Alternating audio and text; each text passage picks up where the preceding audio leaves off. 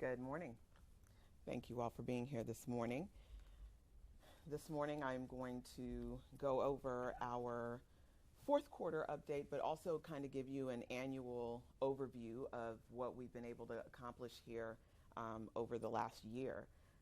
January 5th marks the year that I made it back in office, and I'm really excited to share with you all the amazing accomplishments and gains that we've seen over this last year. You having a problem with hearing? No, not the mic. Oh, stop hitting the mic. Got it. Better? Okay. All right. So with that, I want to start off with going over our mission. The mission of the State Attorney's Office for the Ninth Judicial Circuit is to promote public safety by using data-driven methods to hold offenders accountable, providing restorative justice for victims, redirecting children and people in need of services in an effort to build stronger, safer communities, and aiming to achieve the highest standard of ethics and competence in order to promote a fair and equitable system. This is Human Trafficking Awareness Month. I had the opportunity to join with United Abolitionists and the Rosen Center of Hospitality at the University of Central Florida this morning for their conference, their annual conference on human trafficking awareness. There are many things happening throughout our community this month to build awareness for human trafficking. Human trafficking is a very important cornerstone in our office, and our role is to hold traffickers accountable while recognizing victims as victims and not offenders. Through collaboration with law enforcement, advocates, and service providers, we work to center survivor safety and access to services. We do this through our amazing Fresh Start diversion program, where to date we have graduated 74 individuals through our Fresh Start diversion program, giving them an opportunity to break free from human trafficking. We disrupt trafficking networks. We prevent re-victimization through trauma-informed prosecution. And as I mentioned earlier, we participated in the Red Sand event in Osceola just a couple of weeks ago. We will be involved in the Red Sand event here in Orange County this coming weekend. And this morning we joined the University of Central Florida Rosen College of Hospitality and United Abolitionists in their annual human trafficking conference. A big part of our discussion in 2025 was non-arrest cases. So I'd like to provide you all with the update on where we are regarding our non-arrest cases. So for the second quarter, because our new policy began in April of 2025, we showed you the numbers of cases processed, and we showed you that for the third quarter, the fourth quarter, and our total cases processed for 2025 was 2,610. Now, I'm sure you all remember the Attorney General was kind enough to have the Office of Statewide Prosecution send us over 6 prosecutors to help us get our backlog down. So I want to report to you that over the year, those individuals processed a total of 2,610 cases. They filed, of those 2,610, 63 cases, and of those 2,610 cases, 2,547 of them were disposed of without prosecution. That's really important for a lot of reasons. I'll walk you through it if you need me to. But that was the Attorney General's, I think he referred to them as the Tiger Team. They disposed of 2,547 cases without prosecution of those cases that came in. We started with 6 statewide prosecutors assigned to us on a full-time basis. That number went down to 4 over the third and fourth quarter. And now we have 4 basically on a part-time basis working with our office. So what we saw over the year, though, was a 33% reduction in our non-arrest case backlog. That's really important because we were able to bring that number that I started with at 13,675 cases down to 9,182 cases. That's still a lot of cases, but we are down quite a bit. Interestingly, or importantly for you to note, is that the policy is working. The policy to reduce the number of non-arrest cases that we receive in this office is working. In 2023, there were 11,428 non-arrest cases received. In 2024, there was 12,118 non-arrest cases received. However, in 2025, we received just 1,682 non-arrest cases. So this is a significant decrease, and I am thankful to law enforcement for working with us to end what was something that was very difficult for us to get out of the constant non-arrest backlog. So as a result of receiving fewer non-arrest cases, you see that we are able to reduce that non-arrest backlog in addition to the help from statewide prosecutor by 33%. And we'll continue to move forward reducing that backlog as we go. All right, let's talk about our trial statistics and review 2025. So our homicide unit, including traffic homicide, leads with very strong conviction rates at 96% for general homicide and 100% for traffic homicide. Sex crimes, again, leads strong with an 88% conviction rate. It's really important to note that in the fourth quarter, they achieved a 100% conviction rate in the sex crimes unit. Human trafficking had, I think, 2 trials over the year. So when you only have 2 and you get one and lose one, it lowers your conviction rate to 50%, but still really strong work being done in our human trafficking unit. Violent crimes overall, you see that we have gone up throughout the quarter, and I told you that I want to see those numbers continuing to increase, but we have seen a continual increase in those conviction numbers from the first quarter until the end at 75% in the fourth quarter. Felony domestic violence up and down, but overall 78.5% conviction rate, 100% on our animal cruelty, and 100% in economic crimes. So I told you at the beginning of last year that I want to try to continue to bring our conviction numbers up, despite the challenges that I've talked about throughout the year with our employment. We are seeing those conviction numbers going up, and I plan to continue to do everything that we can to make those numbers go up. I'll tell you that the lowest conviction numbers in our office are among the attorneys with the least experience, and that makes sense. They're learning their job, they're learning their responsibilities, and we're going to continue to put guardrails in place to help them master their craft and become better at their job so that we can produce a higher conviction rate for the community. But I'd like to point out to you that we are at a total conviction rate of 68.5, which is up from 2024 by about 3.5%.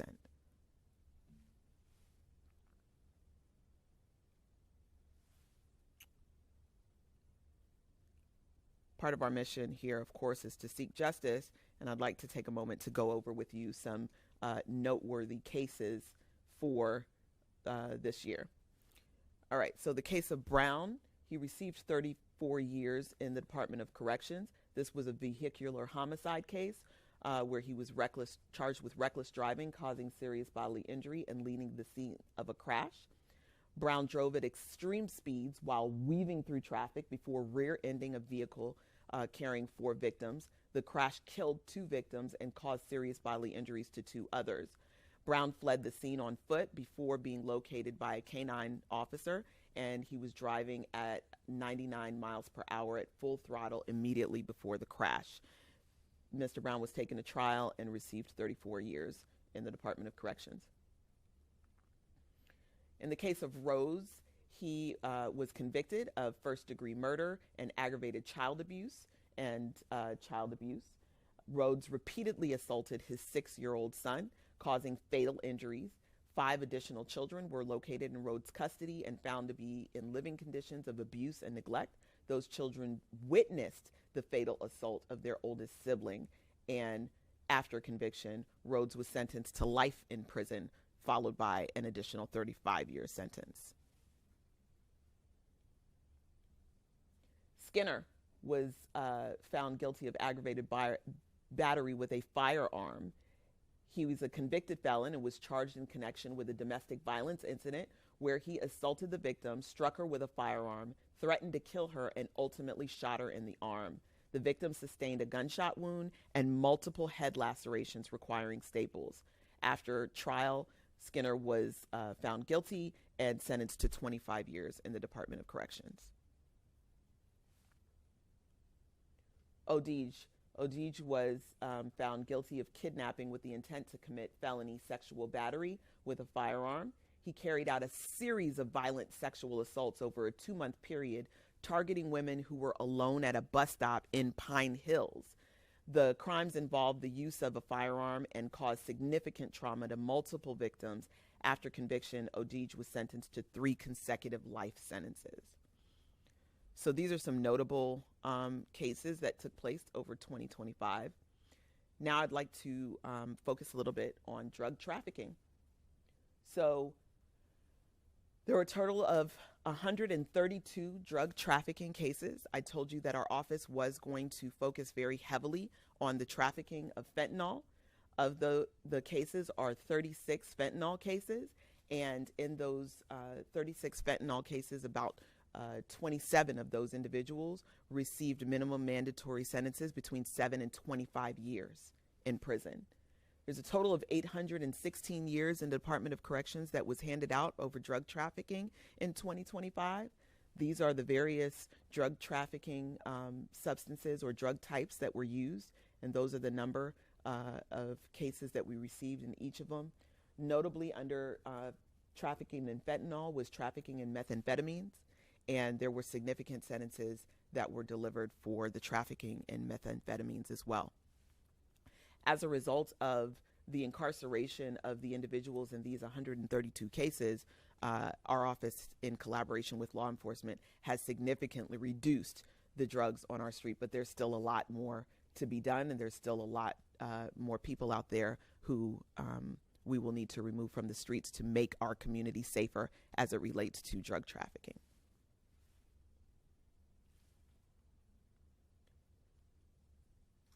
I am pleased to announce that our office has seen a 10.19% overall reduction in staff turnover. From 23 to 24, we were experiencing a 41.58% turnover rate. That rate has now lowered 10% to 31.39, and we are continuing to implement changes that will hopefully continue to reduce that turnover rate. As I told you, we hired an operations manager, and in the phase 1 of her project, she has established clear office-wide performance standards and leadership expectations to ensure consistency and accountability across all divisions. We've strengthened attorney readiness through a revamped training and onboarding system, improving early career support and trial preparedness. We've built a mentorship program and professional development pipeline to support retention, growth, and long-term success, and created a structured feedback and support mechanism to identify challenges early and strengthen attorney performance. We've also advanced felony trial capacity with phase 2, training boot camp and implementation. So there are a lot of changes that are going into making this office stronger, but these are just some of the things that we were able to establish over this first year.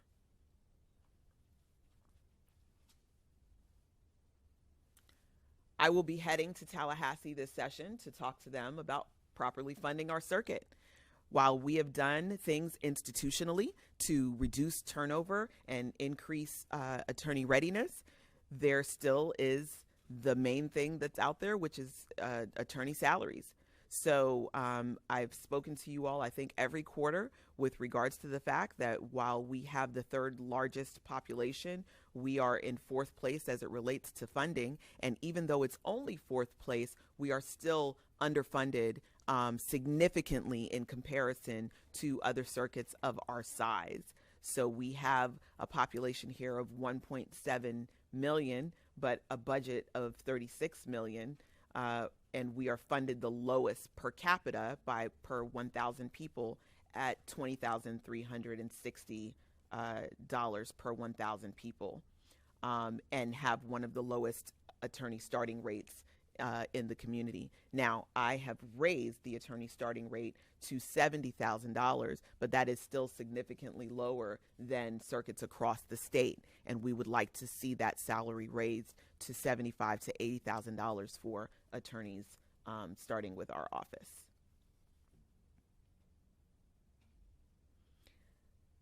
All right, in the news. I'm sure you all know what's in the news because you're writing it. So there are a lot of things that are happening in the news right now, and I want to talk about a few of those things that we've seen as themes.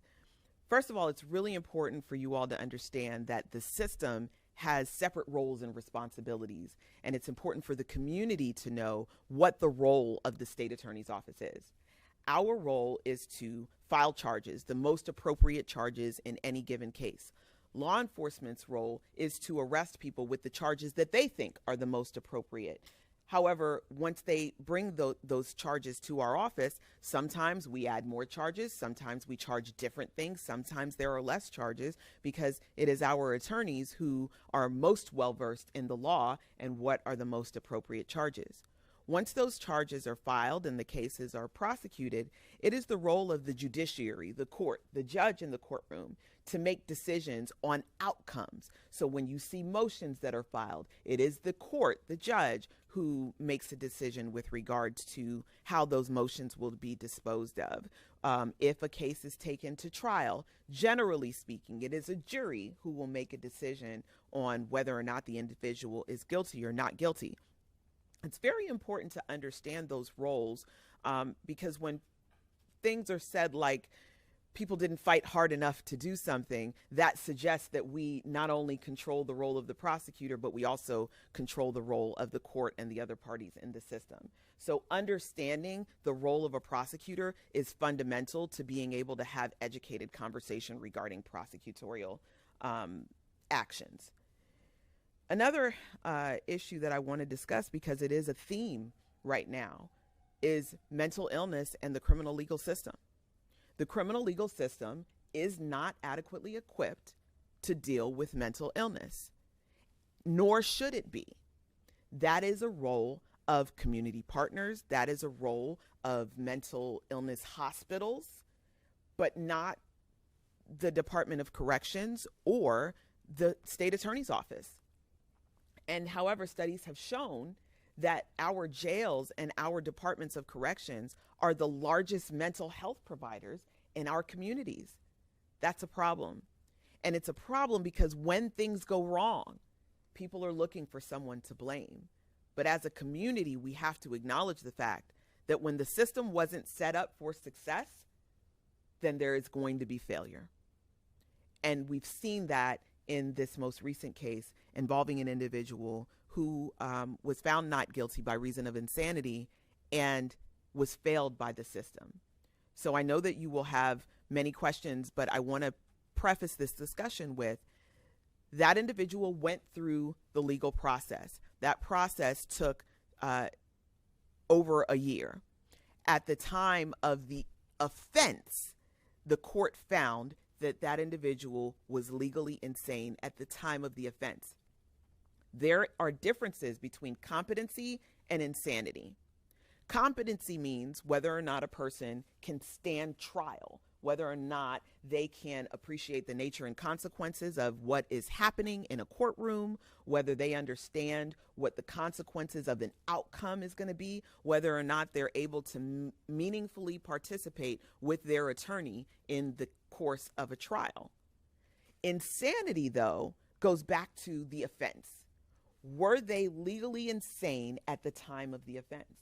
And this is a legal determination that's made based on assistance from mental health providers. The standard is whether or not they are a danger to themselves or others. Now, you may be thinking, well, obviously they're a danger to themselves if they committed an aggravated battery with a firearm. But we're not looking at the time of the offense. We're looking at the time of the sentencing. Are they a danger to themselves or others? The mental health provider in this case found that that individual was not a danger to himself or others at the time of his sentencing. And based on that, the standard that is set forth in the statute prohibits the court from sentencing someone to involuntary commitment in a mental health hospital. Even if someone is involuntarily committed to a mental health hospital, that commitment has to remain under review. And as soon as that person is no longer deemed a danger to themselves or others, then the least restrictive conditions are required to be put in place. And that is release into the community. Now, I have researched into this case since the latest event has taken place. And what I found is that that individual was sentenced to conditional release. And that conditional release was that he would continue treatment with an outpatient community partner. My understanding is that that treatment was originally costing $7 a month. And that after a period of time, that $7 a month bill went up to $150+ a month. And that the individual was no longer in compliance with his treatment because of inability to pay for that treatment. And now here we are with individuals who need mental health treatment and don't have access to that treatment. Bad things happen. And that's what we're dealing with. I want to be very delicate in how I talk about this because we can never overlook the fact that 3 people are dead. 3 families are grieving. And this is not an opportunity for political discussions. This is not an opportunity for political mudslinging, but this is an opportunity for solutions to problems that our community faces that we need to do better on promoting public safety. How can we do that? Well, we can start by giving mentally ill people access to the care that they need. This is not an individual responsibility. This is a community responsibility. It's a community responsibility because the community is the one in danger when mentally ill people go without their treatment. So this is something that the current case, I'm not able to answer a lot of questions about because it is open and ongoing. But the bigger issue of mental illness, one that we dealt with just recently with the individual who committed the battery over in Winter Park and is now back in the system for violating probation, also falls under the staple of mental illness. So we're seeing this as a pattern. We're seeing this as a theme. And what I would like to do is talk about solutions instead of trying to throw mud over who's the cause of the problem.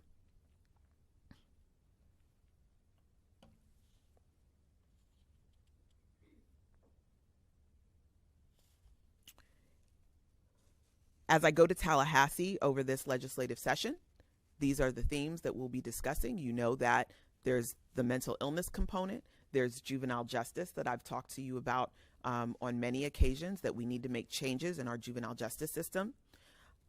We will also be discussing the laws surrounding pedophiles and individuals who commit lewd and lascivious acts in the presence of children. So these are the things that we'll be discussing with the legislature in hopes that we can bring back real changes that actually protect our community and build stronger, safer communities instead of talking about the problem and looking for someone to blame. So with that, I'll open it up to your questions. You mentioned the order of conditional release for Ahmad Boja. One of those conditions is that he not own or possess firearms. Yeah. What role, if any, does the prosecutor's office play in ensuring that he actually adhere to those conditions? None. It seems like None. The prosecutor does not oversee release conditions.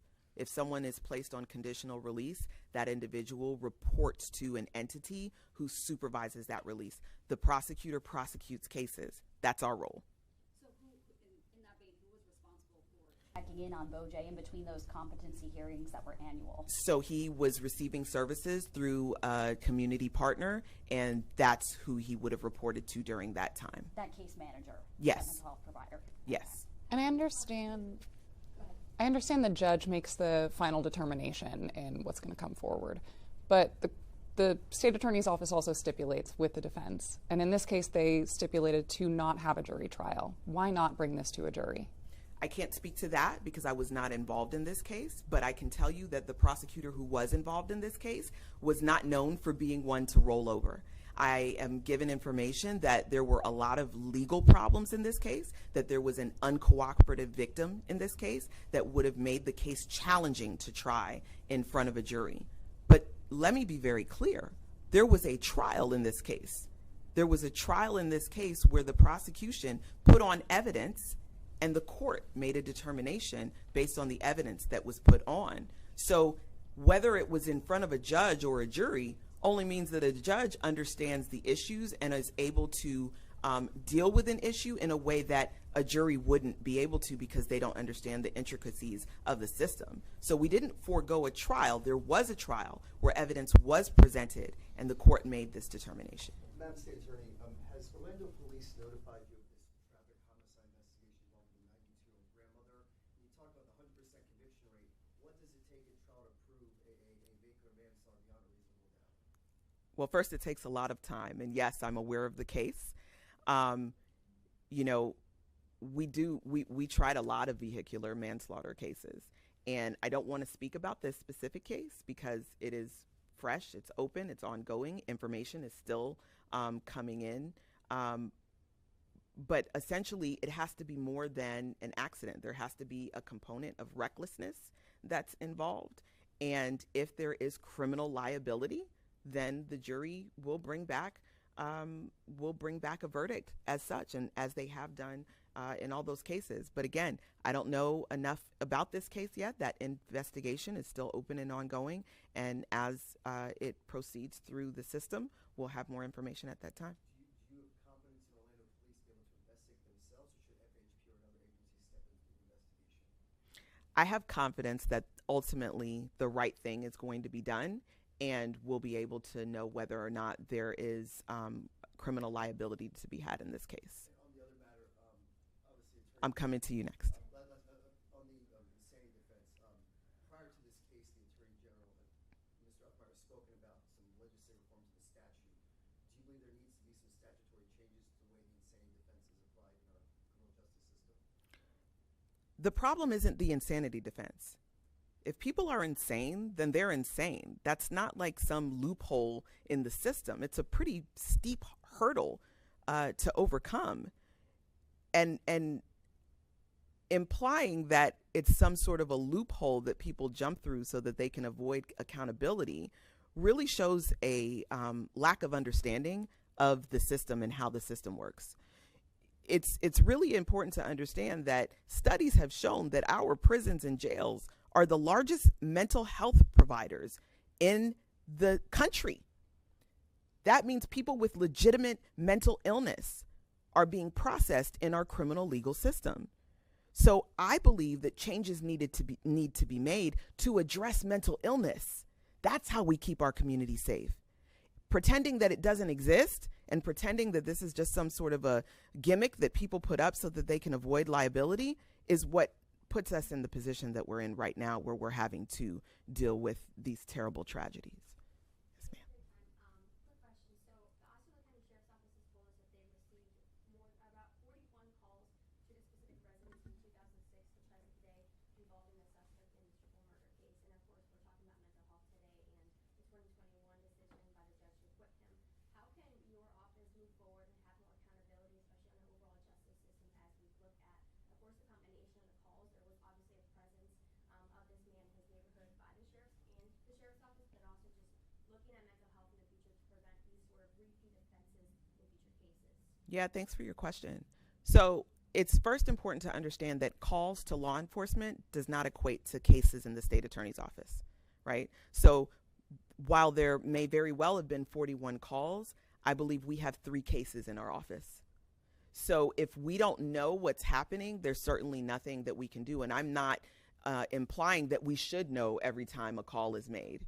I think that it is collaborative effort from law enforcement, from the legislature, from the state attorney's office, in order to ensure that when we have someone who is flying on our radar as someone who has mental illness, that we're ensuring that we are doing as a system everything we can to have that mental illness addressed. Understanding that if we don't, these are the outcomes that we are risking happening. So it is in everyone's best interest for us to act and ensure that we protect the community by, making sure that people are in compliance with their mental health treatment. However, the government has to do its part. We have to provide those services. When someone is ordered into treatment, we can't change the cost of that treatment from $7 a month to $156 a month and not expect there to be a decrease in the treatment. That's just not realistic. So while we're looking at, what are the things that are worth funding in our society, we need to look seriously at mental illness. And are you all aware of other cases where maybe people are not meeting their compliance? Maybe they haven't been a repeat offender, but where they were ordered to follow through with mental health treatment and then their prices had changed somewhere from $7 to $150. Are you aware of that being a problem in Orange and Osceola counties? So I'm not aware of specific numbers of how it may be a problem, but I can tell you that it just makes sense that that's going to be a problem. I just learned that information regarding the change in the price of coverage this morning. But I can imagine that if it was a problem in this case, that it's a problem in many other cases. I'll tell you that individuals who go through this process go through competency court. And they have periodic appearances in competency court where they go before a judge. So if something goes awry, that can be brought to the judge in competency court, and that judge may make, some changes to their conditional release as a result of that. I would imagine that that didn't happen in this case. And questions as to why it didn't happen in this case, I think would have to be directed towards the case manager and the agency who is responsible for his supervision. Why 1 year for those competency hearings? Who made that determination that he would be seen every year? What do you mean? For the annual competency hearings that he was having, Mm-hmm. why wasn't it 6 months, 3 months? Why 1 year instead of? So again, the court makes that determination in conjunction with the mental health provider, right? So we are lawyers. We are not doctors.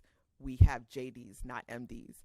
We rely heavily on our medical partners to advise us on what are the appropriate conditions here, what do we need to require, and then have them check in with the court. So in this particular situation, the mental health provider said that this individual wasn't a danger to themselves or others. The court made a determination that there would not be any involuntary commitment, and then the person went into the system, and unfortunately this was a situation where things went wrong. And the increase of the treatment costs too, was that ever reported to the judge in this case, or how did that information come about? So I can tell you that I don't believe it was, and the reason I can say that is because as I researched that information, it was not in our system that had taken place, nor were there any violations of release conditions reported in our system. I only became aware of that information because someone called and told me this morning. Do you know Why the price increase happened, or? I don't. or when it happened and when he fell out of compliance? I don't. Obviously you've been reviewing this case, given the heightened media attention. In your review, do you stand by all the decisions your office made in handling the Amato case in 2022? So I want to say this. We talked earlier about non-arrest cases, and I told you that we have 9,000 of them. That's just non-arrest cases. With the other cases that we have, we receive tens of thousands of cases every single year.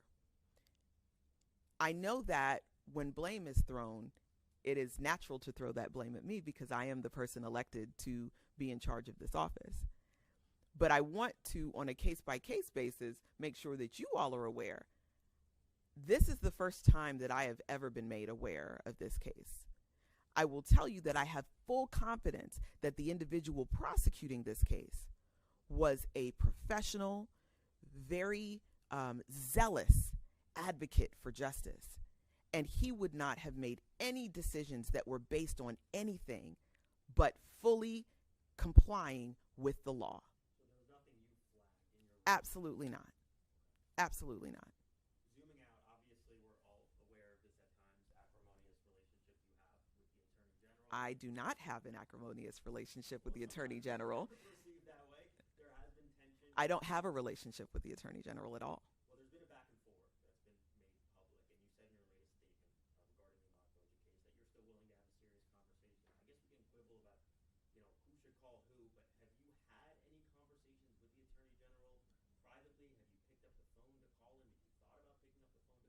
I've reached out to the Attorney General as well as the Governor's office on multiple occasions asking for meetings. I will do that again before I go to Tallahassee. Whether or not they meet with me is certainly not within my control. But yes, I have made every effort to reach out to discuss these matters that have been discussed so publicly, privately, so that we could actually get to solutions and do less of the mudslinging. They have not responded.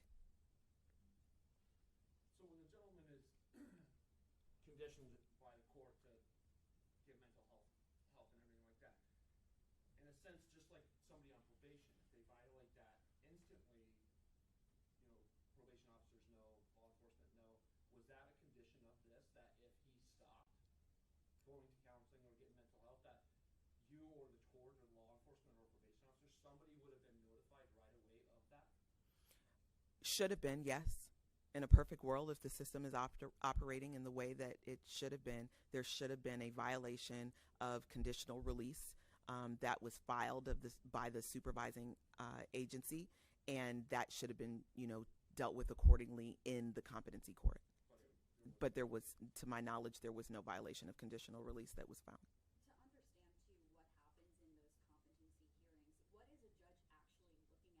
Is it the case manager presenting testimony? Can you help us understand what that? Yeah, well, it's looking at the conditions that have been given and looking at compliance with those conditions, getting feedback from the case manager as far as the progress of the individual, whether or not the status has changed, right?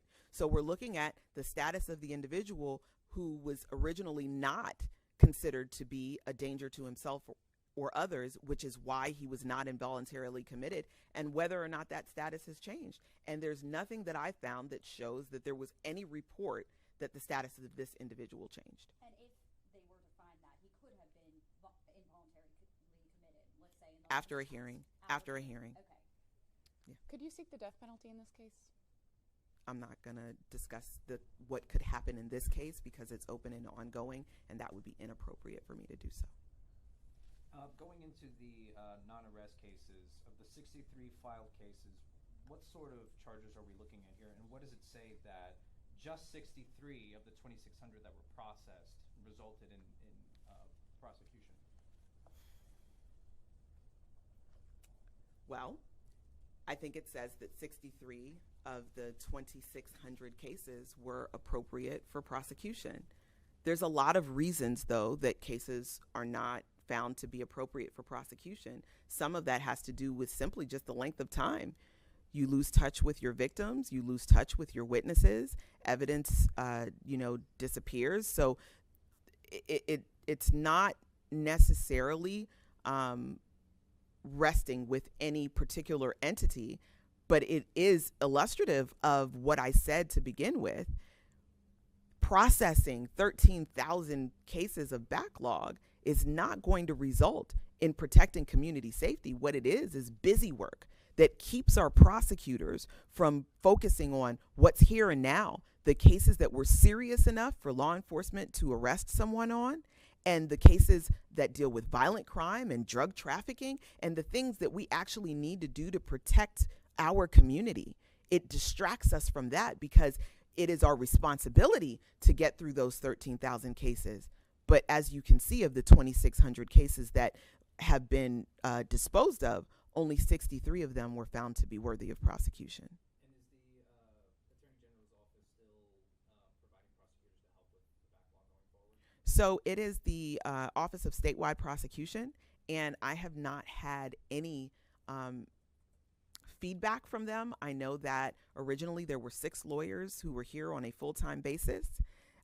In the third quarter, that dropped to 4 lawyers here on a full-time basis. To now here in the fourth quarter, it's 4 lawyers here on a part-time basis. So from that, I've gleaned that they are slowly, taking down or reducing the assistance that they're providing regarding this backlog. Again, we've seen a 33% reduction in the backlog. So for that, I am grateful. I don't know if or when that help will cease to exist. I will take it as long as we can get it because, like I said, I would love for the primary objective for my prosecutors to be maintaining the cases that are coming in through the office every day. And I am extremely thankful to law enforcement for working with us to reduce the number of non-arrest cases coming in so that we can focus on the cases in front of us. I was going to ask you more about that. So making sure I have my timeline right. You had set out this policy essentially saying, law enforcement, you got to help us out. You keep bringing these cases that we can't do anything with, and it's wasting everyone's time, upsetting everyone. The Attorney General said, oh, looks like you need help. Here are some lawyers. You said, thanks, we'd love some lawyers. That reduced the number of cases. But it seems like law enforcement has also responded and adjusted their practices. So what's changed for them in accordance with that policy? Or like, how has that relationship changed? So they are making arrests on cases that are serious enough that warrant arrest. They are talking to us about cases that need them to consult with us before they make a decision. We are accepting those cases that are not appropriate necessarily for an arrest warrant. And there's a lot less just, unnecessary paperwork being sent over on things that we all know are not things that can be prosecuted. So we are literally working collaboratively to reduce some of the red tape in the system that keeps us from getting to the real heart of the work that we do. What are some examples of those cases that you wouldn't be able to move forward with? Not individual, like types of cases. Yeah, so cases of mutual combat where two people are fighting and we don't know who the aggressor is. We don't know who the real victim is. So they would send that over as a non-arrest case, and we can't figure it out because we weren't there. No one was on scene. There aren't any witnesses who are going to tell.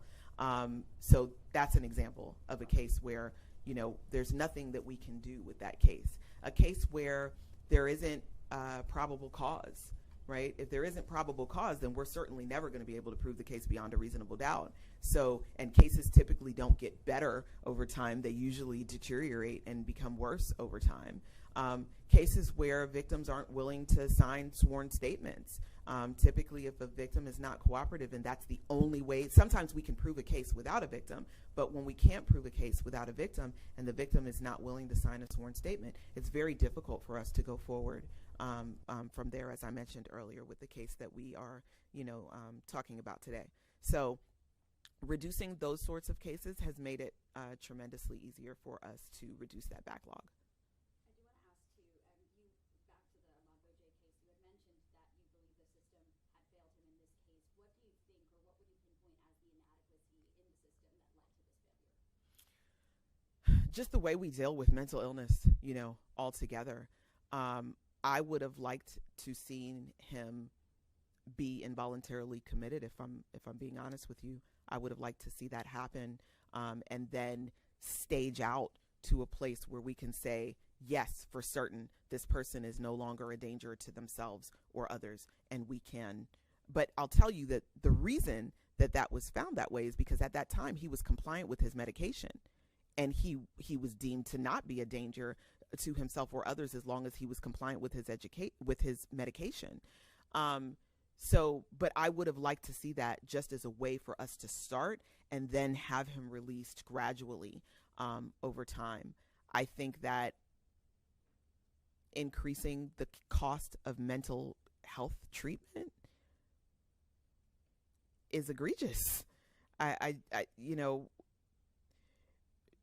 In the same way that someone has cancer, needs treatment, and they shouldn't be told that they're going to die because they can't afford it, someone with mental illness needs treatment, and they shouldn't be left unchecked because they can't afford it. So we have to do a much better job as a society in addressing mental illness, because I care about people, sure, but also because it puts us in danger when we let mental illness go unchecked. Just to put a button on it, do you have any idea how he was able to obtain a gun, and is that going to be part of your investigation? I mean, obviously he was not a convicted felon, so that's not going to result in a charge, but he violated that condition. So law enforcement is going to do their investigation, and they're the ones who will provide us with that information, and then we will take the appropriate steps from there. I do have one more thing. All right, I'm going to give you one more thing because I'm told I need to wrap it up. Okay, thank you. So just looping back, so you said you would have liked to see Boja go into involuntary commitment. But my understanding is it's the state attorney's office that stipulates to allow the outpatient treatment. So the statute doesn't allow it. if the mental health provider says that the individual is not a danger to themselves or others, the state nor the court can involuntarily commit someone, right? So it isn't a matter of stipulating because we want to roll over and let it happen. This is the state of the law. There are criteria for involuntary commitment.